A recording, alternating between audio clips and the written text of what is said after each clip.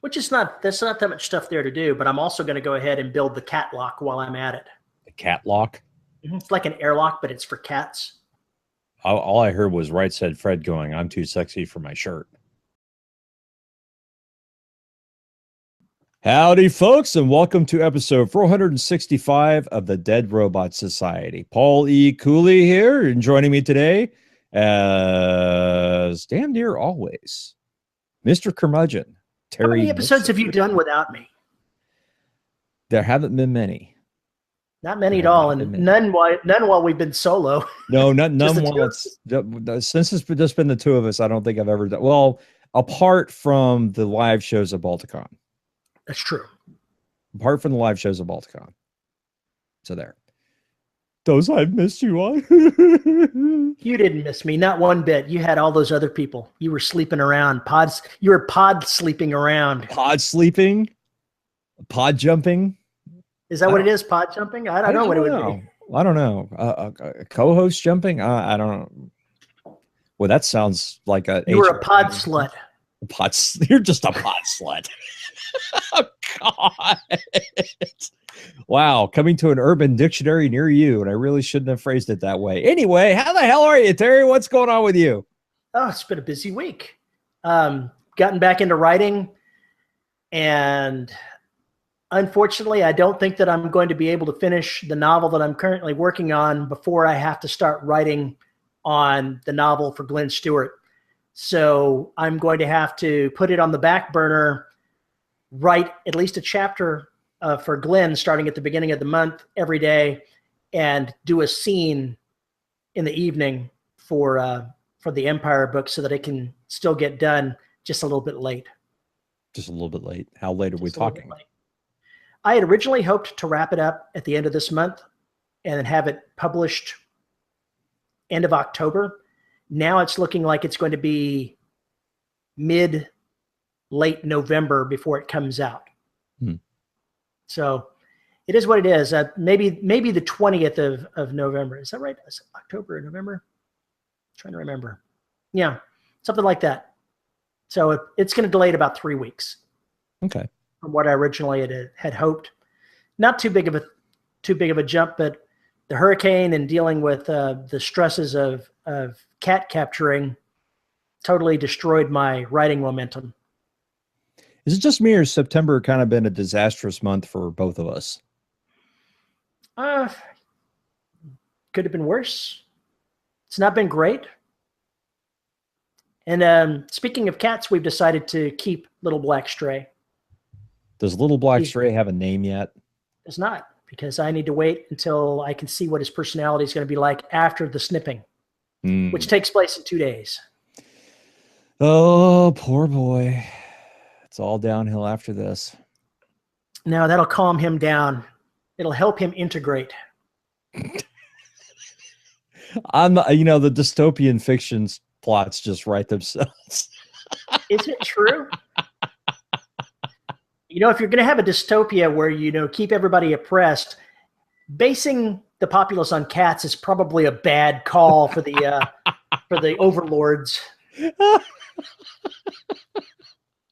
This is very true, but there's no reason not to take some of that out, or include some of the processes involved in raising cats and dogs.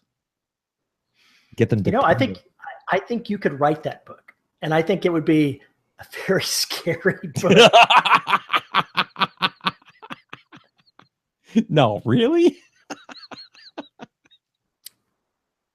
Other than that, I think writing-wise, I've got a short story to wrap up at the end of this month for Craig Martell for a collection he's got coming out in November or maybe December. Not sure. I owe it to him by mid-November. Okay. You still got listening to audio. I've got 3 more chapters of Veronica Jaguar's latest work on Behind Enemy Lines to listen to, and then I'll be caught up with what I've got in hand there. I would imagine not too much longer, I'm going to get the entirety of Heart of Vengeance dumped on me to listen to the audio and proof it. So there's still things coming up. It's still going to be a busy end of the year. Got lots of things in mind to wrap up, but this chaos of the hurricane and its aftermath are finally getting behind us. We still have to have repairs done on the house to take this parts that we've ripped the walls out and put them back together. That's going to be bad, but hopefully not too bad. Hopefully. How about yourself?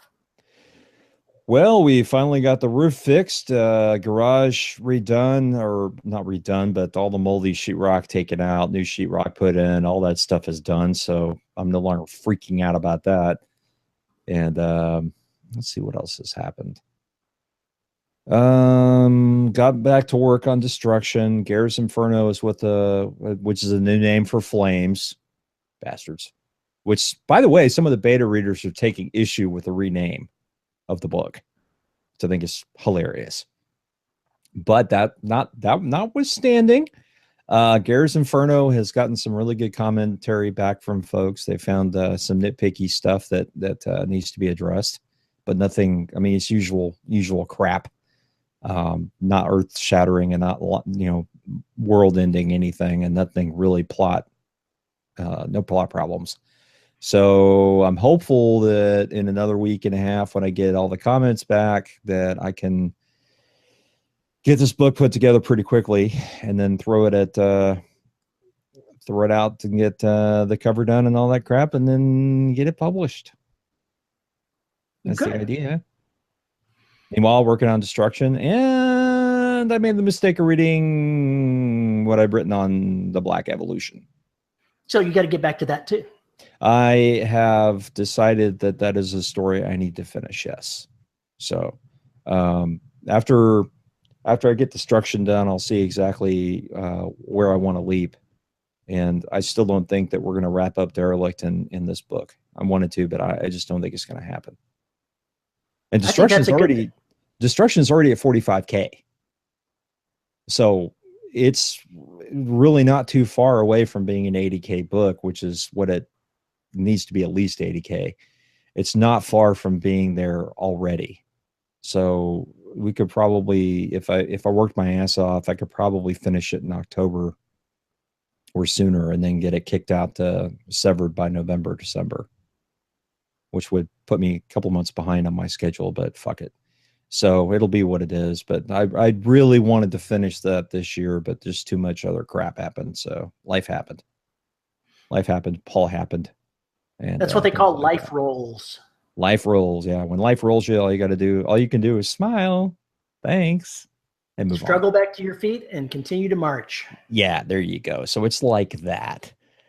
But other than that, things are going all right. Just trying to get into the groove with the part-time gig, which has been frustrating in all the ways that this job, all the ways that I'm not usually frustrated with a job. Let's put it that way. Because I'm having to do cat herd, and holy shit, these are some wily cats. So it's been interesting, especially when you're trying to get information from folks whose email server goes down and all sorts of other things like that.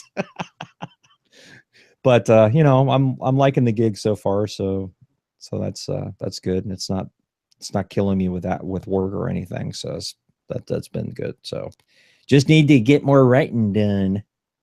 Get her done. Get her done so I can match that Terry Mixon doofus. I hope you do, man. I expect you to. Yeah, whatever. So with that all said, I guess we should get into this episode. I think you're right. Let's rock it. All right, here we go. Terry, I have a question. You have lots of questions. I have a question. And since we always seem to be asking one another a question, I have a rather esoteric one. Ooh, you know big words. You must be a writer. Well, we're going to use a big word. We're going to use a big word here because I'm going to, flop down my intellectual. Never mind, forget it. Kerthunk. It's like taking a trout and slapping it in the deck. Oh, is that what we're calling it these days? Anyway. So there's this term that you've probably heard before. Supercalifragilisticexpialidocious? It's almost as difficult to pronounce. And the one I'm thinking of is verisimilitude. I totally mispronounced it when we were talking about it earlier, so sure. Verisimilitude means the appearance of being true or real. I like to think of it as authenticity, the air of authenticity. An air of authenticity. Okay, fine. If we're going to define it that way. I was going to say that's another way of thinking about it. Yeah, I can understand that. So the reason why I brought this up is I've been listening to the podcast, The Black Tapes, which is essentially a journalist stumbles into an X-Files paranormal kind of thing and is paired up with an investigator, a paranormal investigator who doesn't believe in the paranormal. That's awkward. Yeah, that's awkward. So it is a fictional show, and but it pretends to be a podcast like Serial. All right. Serial, which is a journalistic, kind of deal, where they talk to you. It's the same kind of thing if you had Terry Gross or Ira Glass or somebody like that, doing a journalistic kind of thing with interviews, narration, the whole 9 yards. Mm-hmm. And there are these moments in the podcast where, because of what they do and how they have to do it, it kind of tears you out, because they spend all this time making the effort that if you came to the Black Tapes without understanding what it was, you could think it was real. It's that good. But there are those moments that rip you out, because it's not possible. It's just not possible. So that's what brought up this idea to me of talking about this today, because whether you're writing science fiction, whether you're writing horror, fantasy, whatever, there is some level of verisimilitude that you have to exude. And what that is that the characters feel comfortable enough in their environment or uncomfortable enough in their environment to give some sense of reality, even if it doesn't match ours. It's a reality with rules. It is a reality that people can actually understand or maybe relate to in some way, so they're not completely lost. Bizarro fiction obviously takes this to a new level, which is where nothing has to make sense. You can do just absolutely crazy shit. Just like ask throwing bowls out of trucks. I wouldn't call Carl Hyacin bizarro fiction. I would think that's more like a Jeremy Shipp. Having read one of his books, yeah, I could totally agree with that. That was one of the strangest reading assignments this show has ever given me. Hey, man, at least you didn't narrate one of his stories. I can see the narrator now. What? That was me. What? That was me. Anyway, so how do you do this? You write science fiction. You're writing in worlds where we're talking about the future. We're talking about people's jobs in that future, the crazy things they do. How do you give it that appearance of being real, that it's real to the characters, and that the reader should feel that? How do you do it? The easiest way that I found to do that, to make it authentic for the characters, is to try to have them have authentic reactions to the events that are occurring. If, for example, a particular scene would evoke certain emotions inside of a character, I try to be realistic in how a character would react to it. I don't try to shape the reaction to the character to fit my needs as a writer. I try to make it as authentic as I can. And sometimes that's not perfect for the story that I'm telling. And it just simply is. And I have to shape the flow of the story going forward based on the reactions of the character. Okay. So when we're talking about reactions, what kind of reactions are we talking about? If, for say, a character, a secondary character that's an enemy does something, you've got to have your point of view react as if they were a real person. react based on the values that you believe that they have inside them, even if those are not your own values. And it can sometimes be complicated doing that. I know that's a very general way of saying it. And it's hard to give a specific example because it's all so nuanced in coming up with the answers. I just don't have a specific example that I can give because everything is different every time. Okay. Here's another, I guess maybe this will bring it closer. Are there real world analogs that you use in your fiction to try and give readers touchstones? There's real world analogs in military science fiction that I sometimes use. Names of classes of ships, behaviors of certain weapons. It's all the sci-fi type tropes you're talking about. You can use those touchstones in your stories to lend verisimilitude to your stories by lending that authenticity, the seeming authenticity of those particular objects and the things they evoke inside of a reader. You can do it with horror too, and in fact, I'm sure you do. I would never do something like that in horror. No. I would never do something like that in horror. As an aside, though, you're talking about the black tapes. Mm-hmm. It reminds me of a television special that took place back in the 80s that I could not tell you what it was, but it was a special thing that they did about nuclear war that was meant to be realistic. Yes, and it actually had some type of cable news personality doing the thing for it, so it kind of looked real. In fact, I had disclaimers after every commercial before they came back. While they were playing that, I was sitting in the barracks in the Army at Fort Campbell watching this and watching it with some friends. And my roommate came in the middle of this, and they had a guy on a ship talking into the camera, and then they had a flash of light behind him, and the camera went dumping over sideways, and the image went away, and the anchor was back, and we seem to be suffering some kind of technical difficulties.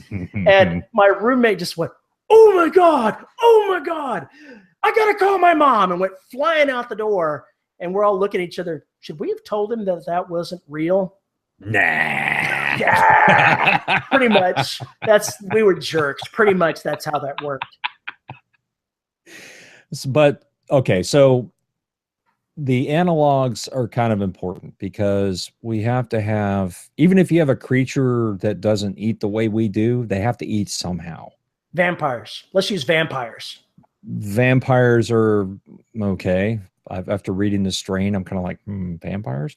The creatures have to have some mode of consumption to produce energy. We need to think of that in those terms. I was at a panel at DragonCon, which Pamela Gay and several other folks were at, about exosolar life.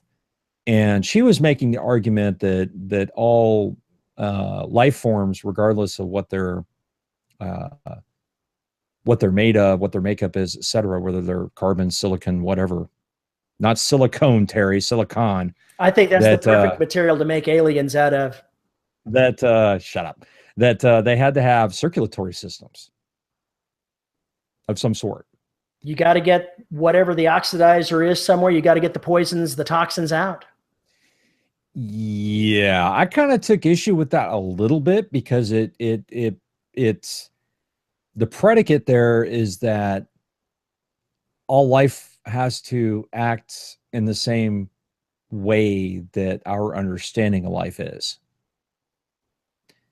So that's why after that panel, I was like, well, really, should I do derelict? I don't know if people are going to buy this. But the bottom line is I wanted to play with that what if. I wanted to play with that. So how do you make it analogous? How do you give the touchstones to folks when we're talking about life forms that don't act in the same method and manner that we expect? You have to make their reactions fit the being that you're talking about.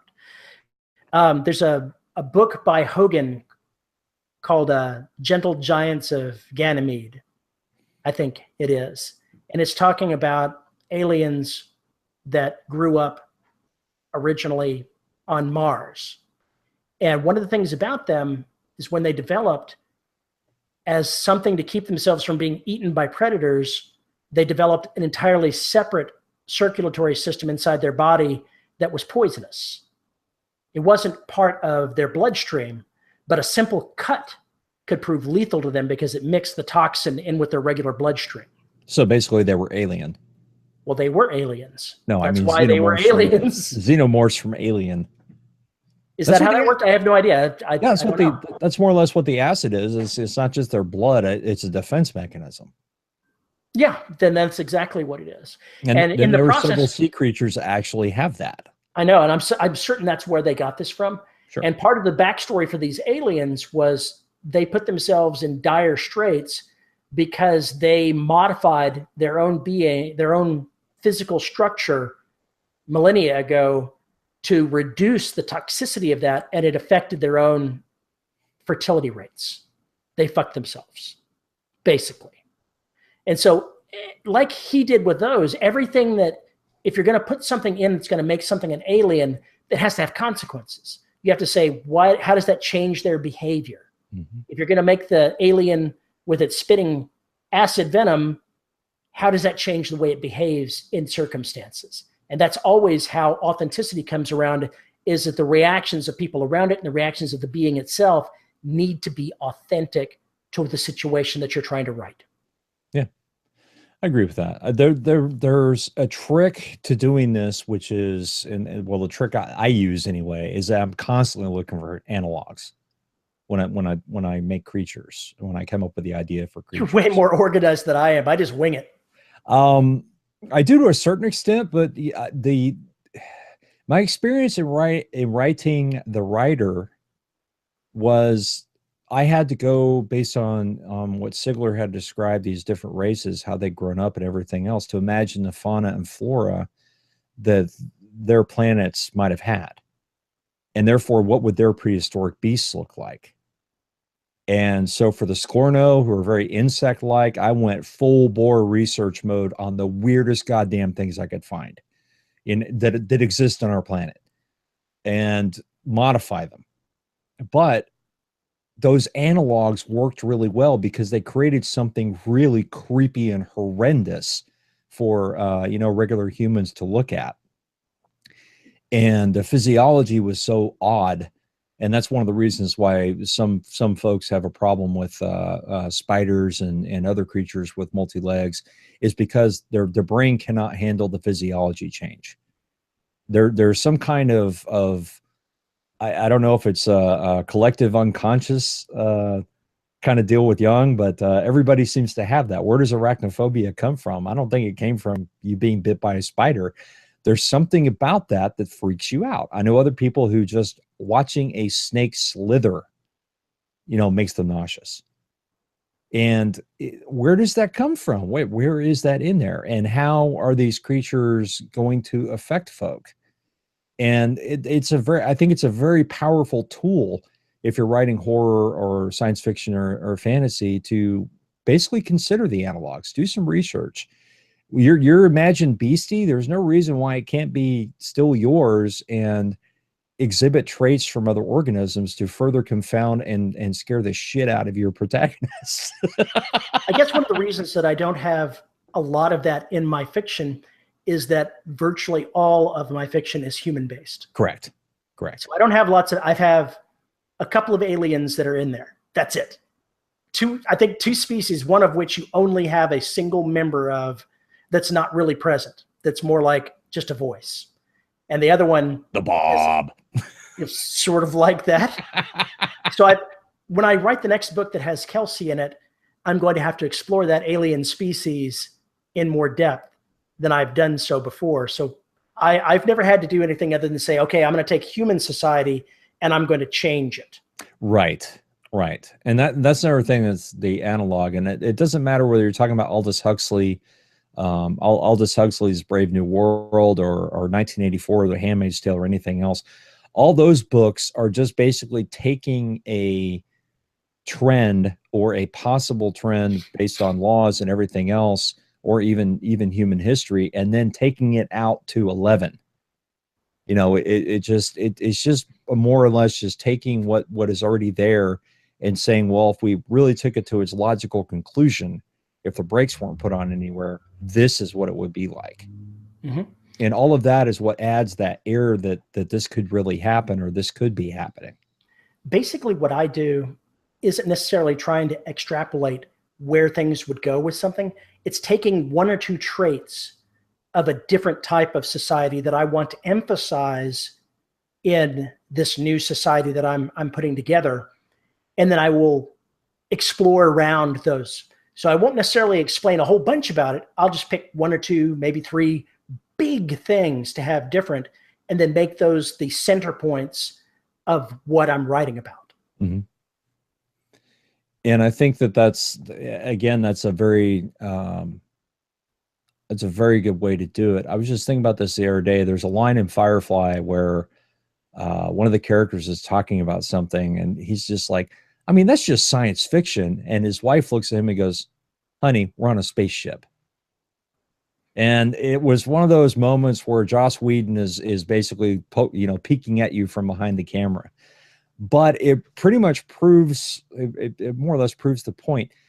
Just imagine how science fiction your phone would be to somebody in the 50s. Yeah. Imagine how science fiction a microwave would be.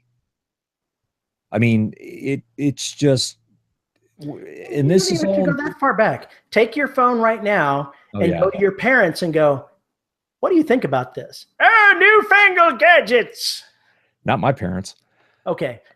A lot of people's parents are probably at the age where they're somewhat confounded by the pace of new technology. Oh, there's confoundment, but they were confounded by the old technology, which is why Paul was the remote. That's so true. I remember having a television that had 3 channels and a pair of pliers with me as the remote. Go change that channel. Yep, pretty much. So, I mean, the stuff that just was around, 40 years ago, it is science fiction to people before that who'd never seen it before. I mean, that's what it looks like. All this stuff around us, all this garbage, printers. I mean, shit, 3D printers. Crazy stuff. I mean, come on. This is stuff that we're going to see in the next 5 to 10 years all over the place. It's not just going to be hobbyists. Let's put this into perspective.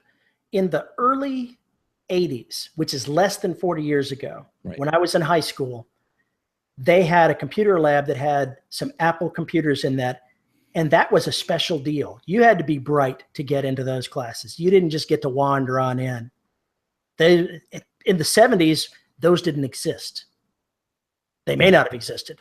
I'm not sure when that actually started, but microcomputers, little small packages that a human being could have that wasn't filling a room, is within the lifetime of people a generation back from us. Yeah. There are people running around that are really not too much older than we are, who first started it with punch cards.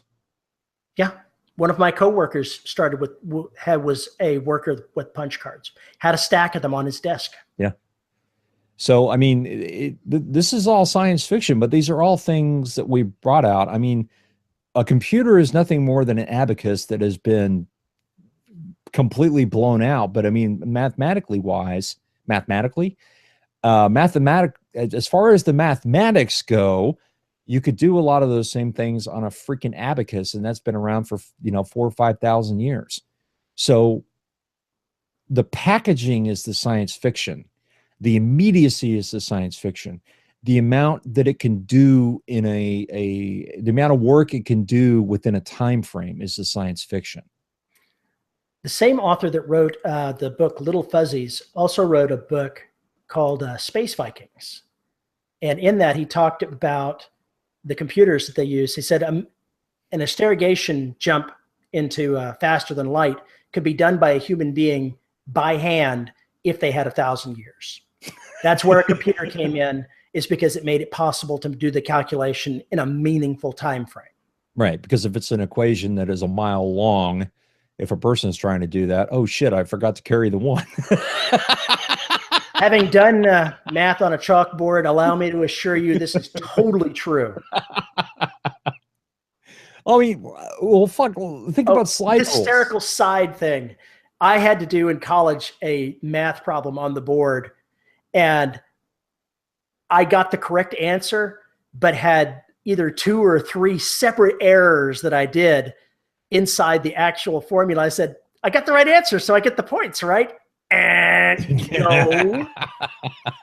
Show your work, jerk. That's exactly what I did. Totally fucked it up.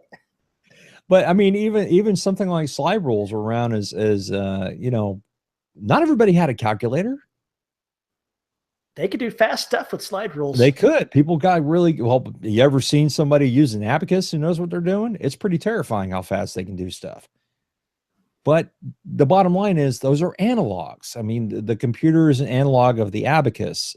Calculator, you know, is another analog of the abacus and the slide rule. Those are analogous things that give human beings touchstones to whatever world you're creating. It doesn't matter if it's fantasy or sci-fi or non-genre fiction, it doesn't matter. Bottom line is those things have to be there. When Philip Dick wrote Do Androids Dream of Electric Sheep, I think one of the first sentences is about, maybe it may even be the first one, that Deckard's Penfield woke him up. What the hell's a Penfield? We don't know. He never describes it. Philip K. Dick loves to do this. Throws out terms and lets you figure it out by context. He does that. He's brilliant. When I do it, I get yelled at. It's because you aren't Dick. Like, yeah. Oh, you had to have seen that coming. Come on. The moment I was going to pronounce his name, I was like, what is Terry going to do with this time? Anyway, the bottom line is the fact that it woke him up provided a context. It at least has an alarm feature. You know, that provided context for it. And because he never mentions it again, we don't need to know exactly everything it does. We only needed to know that, hey, this thing basically functioned like an alarm clock. Mm-hmm. And it provided the context. Now, if he said the goat woke him up or someone, then we're like, so there's a goat in the house. Your brain immediately, you know, tries to follow that. If it's too concrete, it gets to that point. Unless you're trying to be absurdist, in which case, more power to you. That brings up a good point with having these touchstones that we're talking about. If you're going to have somebody that is radically, or that is even somewhat different than what the characters are going to, what the readers are going to expect, you can't just put them in an absolutely normal story without having something different. Yeah. You can't pretend that they're in their own little cottage home and they are the alien. It just doesn't fit. You've got to have, the environment must change to suit what's actually in there. Or their experience with the environment. Exactly. You can't, you've got to have everything as molded together as a whole. You can't just have normal, everyday 20th century, 21st century world that we live in, except that I'm alien, without there being some consequences to the people around you and to you. Yeah. And that's what makes it, fun, really, is to think about that. I mean, if our pets had opposable thumbs, we'd be screwed. The cats would rule the world. The cats would rule the world, and dogs will probably be their slaves. The fact that they don't have that is a limitation on their physiology, and one could argue their ability to evolve. However, could you have an intelligent society, a sentient society that's traveling to stars, or hell, just walking around wearing clothes and stuff, that didn't have opposable thumbs? Are we talking about the Kazinti here? The what? The Kazinti. Larry Niven in his universe. Oh, but they had a gripping hand. Had the Kazinti, the cat, the tiger-like race that were sentient and warlike. Oh, this one I don't remember. I don't think I read this one. Okay, you may not have, and that's perfectly fine. But he went ahead and took your household cat and made it into a huge warlike sentient creature. So maybe they have sums. I forget where I was going with that, but you can take something normal like your cat, and you can say, if this was different, if it had opposable thumbs, what would be the consequences thereof? How would the world change? Also, and maybe that gets into or that particular question being answered for Larry Niven. And another question, how would their society function? So for instance, bears don't live together. The mama and daddy bear hook up for a night, and then she shoos daddy off and goes and has babies and beats up daddy or anybody else that comes close to it. Daddy ain't around. And they don't want daddy around because daddy will kill babies. Well, no, mama will kill daddy. Actually, the reason she'll kill daddy is because male bears will kill offspring that they don't think are theirs. Correct. Or if they're hungry enough, they'll just eat them anyway. Yep. But the bottom line is, what I'm saying is, how would that society change? How would they function? If everybody was a loner, how could you build a society in that instance? So it's another an analog. And I guess the science fiction part or the fiction part is extrapolation. You know, trying to imagine how that kind of society would actually get its shit together to where it could function. There'd have to be some kind of community, but that may also mean that certain members of that species are prone to really antisocial behavior because it's instinct and they're fighting against it. I mean, there are so many, it's the ground is so rich there. You can plant nearly anything and make it grow into a really good story. I just finished reading the most recent book that Glenn Stewart put out in his Duchy of Terra universe. And in it, there is an alien species that does not interact with other species well. They're fairly xenophobic. Okay. And they do have certain members of their society that do interface with other species. They are considered insane by their own species. They're not right in the head, basically. Not right in the head. Not right in the head. That's the name of my next publishing company. Not right in the head publishing. There you go. It's probably already taken. You heard it here first.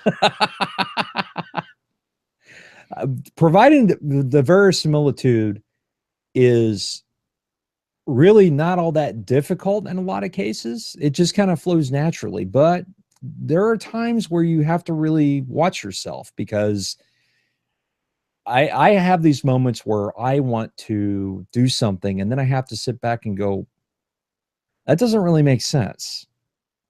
It doesn't really make sense, and I wouldn't be able to make that leap and have the reader follow me to it unless I started out that way. And if I started out that way, then everything changes, completely changes. And so you have to kind of, there is a level of jumping the shark here where you have to kind of watch it. And, you know, a lot of things are up for grabs, but if you end up pulling a reader out of a story because you made a change to something that is so drastic that they can't even continue to follow the narrative. If you force it, yeah, it has to. It's going to force the reader right out of the story too. Right, and that's not what you want to do, unless that's exactly what you're trying to do. And there are some people that write experimental fiction that does that. I was going to say, I can't think of having read anybody that did it intentionally. Go read some of the free Kindle books out there. I don't know if they're genius or just crap. Thank you. Pass. So I don't think it's necessarily something that you have to be completely conscious of. But my trick is to use analogs. Terry's is just to basically pick up society, take it somewhere else for the most part. I'd say my way of doing it is I'll pick what I want to be different, and then I just immerse myself in the story and only talk about what makes sense with those new changed facts in mind. Right. And I try to stay down below the weeds while I'm doing it. Yeah, I got dinged with Derelict because the SFMC doesn't act like today's USMC. Sorry, I'm hoping we've evolved by then. So, you know, if people got really angry at me, I'm like, I'm writing fiction. Did they I don't really? know. Huh? Did they really get Yeah. angry with you? Angry? Yes. Absolutely. Wow. Absolutely. I got some choice comments here and there. Well, So hopefully not many. Hopefully not many. I think there were only 3 or 4. One of them was really pissy. So obviously by some caveman alpha male who was angry that women are in the SFMC, let alone the fact that they're, you know, warriors and etc. It's like, go fuck yourself. Anyway, that there's a certain level of, you know, things are going to change. I want to use the kind of, for marketing purposes, I want to use a thing like a Marine Corps because it grabs the sci-fi military sci-fi folk. I want to have, Cha-ching! Ding, oh, ding, ding, ding, ding. yeah, ching, pay my bills, biatch, so I can afford these oral assistants I have plugged into my ears right now. So I want to use those tropes because it will make it familiar. I can use the ranks. I don't have to come up with my own rank system and then explain it. I don't have to come up with a you know, a whole history because people will kind of just grab onto it. It's there because it's familiar. And it wasn't just familiar for the reader, it was familiar to me. It was too much trouble and pain to go invent a whole new Marine Corps, which was essentially the Marine Corps, you know, just with you know, 500 years of social evolution behind it. So it just made more sense to grab it because people can understand that. They may not know what a colonel is compared to a general, but they know those ranks because they've heard them. So it's not going to sound weird. It's not going to pull them out, and I don't have to explain it. Well, one of the reasons you ran into that strong of an emotion is because you dealt with something that someone is intimately familiar with, and then you changed it. Yeah. From what they expected to see. Correct. And so when you change something that people already have in their mental space, you're undoubtedly going to get reactions like that. It's just going to happen. Accept it. It is the way it is. Yeah, you're never, I mean, you're never going to make everybody happy. That's why I stopped reading my reviews. I have other people read my reviews. Thank God for that, because reading reviews is a huge mistake. Never read your own reviews. We've had this discussion before, and we agree to disagree and agree to agree on this. There are certain instances where the comments that may be negative are actually useful. Those are very few and far between. They're few and far between. Usually in this day and age of the anonymity of the internet. Is the internet.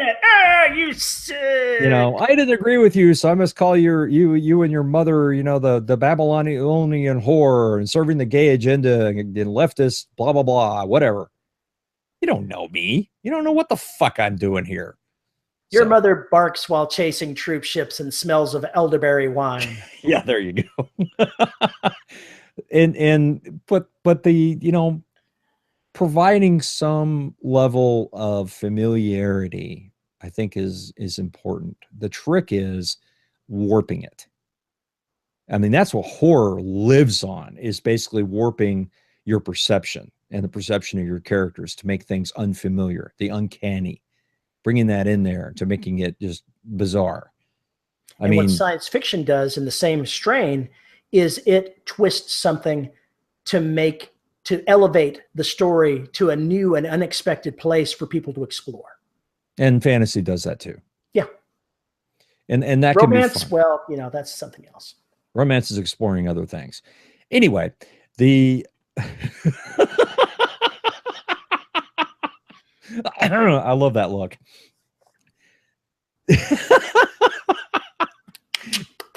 Yeah, people get lost in this because in these kinds of things because they really dig the idea of humans in outer space or in different planets or whatever. People dig fantasy because they want to think of alternative worlds. They want to get back to medieval, you know, things that are medieval with orcs and trolls and all this kind of other kind of stuff. And Tolkien, I'm gonna refrain from calling them ripoffs, but there's tropes. There we go. Tolkien-esque tropes. We'll go with that. There's all these things that go in there that you kind of expect when you pull up a fantasy book. There's all these things you expect when you pull up a quote unquote sci-fi book. Just like there are things you expect when you pull up a techno thriller or a mystery or a horror book or whatever. there is a certain amount of expectation that this book is going to provide this. Whether or not that expectation is fair is a completely different topic. And whether or not you should actually be trying to carry all that baggage in there is also a different topic. But bottom line is those things do happen. And now my wife is home. She is home. Everybody say hi. Say hi to Carrie. An interesting aspect of living in the society that we do now is I find a fair chunk of my audience is older science fiction readers like myself. Yeah. And expectations of younger people may be incomprehensible to us. The stories that they may find entertaining may be totally different than what we're writing.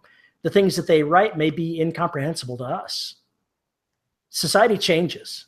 Yeah, it does. So don't expect that you're going to please everyone when you're writing. It's just not going to happen. Well, and you know, like somebody in my class in college was writing about a kid from the 70s doing their homework. They were doing their homework with a calculator. And my prof was like, no, they're going to be doing it with a slide rule. That's the kind of thing that would rip somebody completely out of a calculator. What? You know, and it wasn't supposed to be alternative reality or anything like that. So it was just kind of like, no. Yeah.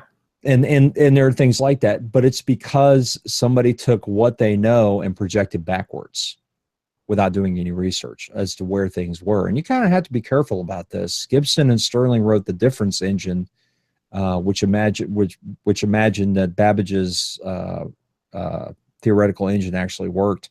And then we got off steam and we got off all this other stuff and went crazy with it. And it was kind of an interesting book. I don't remember it very well, but I do remember that they were basically saying, hey, this worked. What would happen to society if it did? You know, how would it have changed if we never got stuck on fossil fuels the way we did? And that's perfectly cool stuff. And it also gives you touchstones because, well, everybody knows what a locomotive is. Everybody remembers what coal is. Well, if they've read any history at all or watched the last presidential, never mind. If, you know, basically find out that we get fuel from that, don't look at me like that, Terry. And those are touchstones. And there's no reason why you can't drag that into your science fiction or your fantasy or whatever else. Hell, in Derelict, they're basically having the oil embargo crisis of the late 70s. No, there's actually a genre of books with like Space 1880 where you take older style stuff and you get them out into space. Yeah. It's kind of like steampunk in space, but it came before steampunk. Yeah. It's crazy. And you don't necessarily have to explain it. It's just like, well, this works and we're just going to go with it. If you are internally consistent in the story that you're writing, your audience will probably accept it. It's only when you do stuff that just totally blows them out of the story because it's inconsistent that you're going to be in trouble. Yeah. So providing the verisimilitude is kind of integral to keeping everybody within the story. You know, you're always going to do something that's going to knock somebody out because they're going to get pissy about it. But the bottom line is if your characters are reacting to the world the way they should be and reacting to one another the way human beings would or could, or within the framework of the society you describe or whatever else, then everything's gonna be okay. Just like Terry said, be consistent.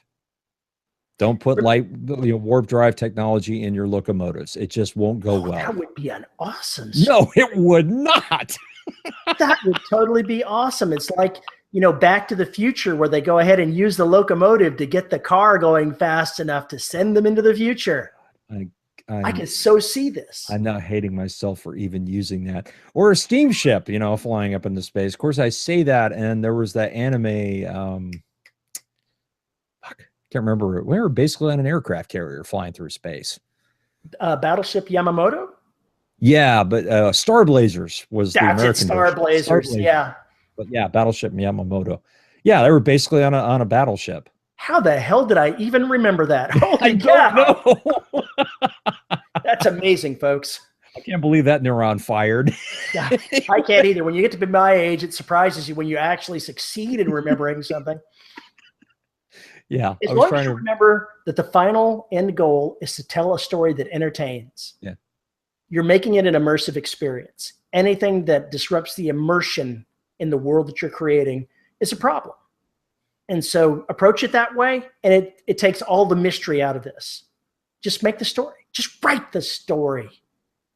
There's always going to be that one person who says, oh, bullshit, I can write something. Yes, you can. Will anybody read it? That's the question. People say that they can use semicolons too. Doesn't make it natural. I know, I just did that. Wasn't it awesome? Wow. Wow. Wow. Get fucked, Terry. Anyway. I totally will rewrite an entire paragraph to get rid of a semicolon. I think we should bring this to a close. Mainly because I'm going to reach through here and kill you. If you have questions, comments, complaints about this episode, or want to explain to me the new bizarro plot you've come up with that makes no sense at all, and I'll promptly delete the email, you can send us a note to show@deadrobotsociety.com. You can tweet me at Paul_E_Cooley, or you can join the listeners of the Dead Robot Society Facebook group, where all the crazy happens. In fact, while we were sitting here, there were 5 posts that just went up, and I can't wait to try and parse them. Anyway, we're pretty proud of our Facebook group. A lot of help, a lot of assistance, a lot of advice, a lot of support. Mostly bad, but a lot of support. So come join us there. If you want to get access to exclusive content, like the entire early content, that too, early access content, like this entire 2.5-hour episode, which is probably just 1 hour when you're listening to it or watching it on. Stop rambling about our lives, our boring lives. Jesus, and they say, you see the listeners out there like, oh, can I fast forward this thing? When did they actually get to something interesting? You can visit patreon.com/DRS podcast and get those kind of rewards for as little as $1 a month. As a matter of fact, we're having a live show this weekend where our patrons can come and harass us. And we would be remiss if we didn't mention our wonderful host, Pod Hoster, who makes all 400 billion episodes of the DRS podcast available, for your hearing loss. Also, please visit our YouTube channel, youtube.com/DRS podcast, if you want to, see just how unattractive we are. Because I have no memory, I don't know that you actually gave out the Patreon address to find us. I did. So humor me and give it again. Patreon.com/DRS podcast. Thank you, Paul. Holy shit. Every goddamn week now. Every goddamn week. And because you just reminded me by saying it twice, I have to give a shout out to our $10 and up patrons on Patreon. Here we go. You knew it was coming. Here it is. Here it is. Nathan, I only signed up to mess with Paul Petty. Drew, Jellygator Nato Bernardi. I'm blaming that one squarely on you, Terry. I totally want that story. Come on, get writing, goddammit. Robert Slade, John Kilgallen, Chris Winder, Isabel Cushy, Andre Conde Moraes, DJ Chamberlain, Jonathan Zarusin, J.R. Handley. You knew it was coming. Caleb, I'm not wearing any pants, James. And don't look. And Sue, Caleb, James is my hero, Bayman. Don't look, Ethel. Huh? Don't look, Ethel. Don't look, Ethel. Don't look, Ethel. It'd be bad news. But it was too late. She'd already done looked. It was too late. She already done looked. Terry, thanks for coming on and babbling and all that kind of stuff. You say that now, but as soon as the microphone goes off, you're cussing me. Probably. Well, as soon as I stop the regular broadcast, I only dress you down in front of the patrons. That's right. Yeah, we'll be discussing your bustier and corset size momentarily. Anyway, ample. Folks. Just remember the word ample. Ample. All right, folks. Take care, and we'll talk to you next week. See you again then, folks. Bye. Bye.